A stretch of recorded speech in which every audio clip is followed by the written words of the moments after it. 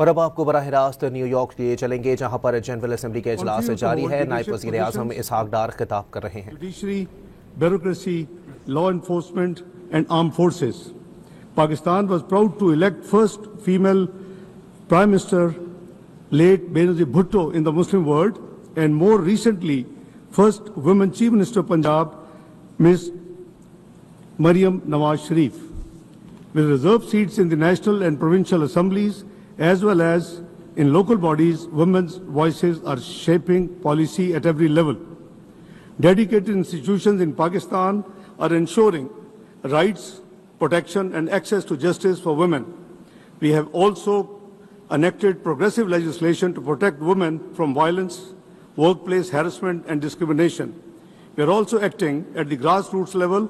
Social protection and empowerment programs such as the federal funded Benazir Income Support Program and the Prime Minister's Youth Program are helping women escape poverty, gain access to finance and benefit from vocational and entrepreneurial opportunities.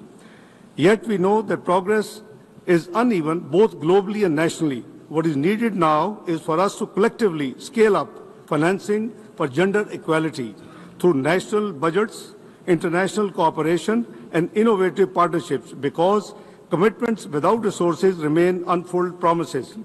Mr. President, Beijing Declaration remains the boldest global compact for women's rights.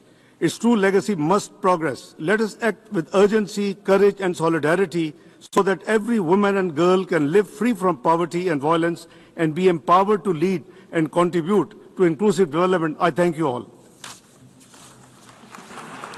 I thank the Deputy Prime Minister and Minister of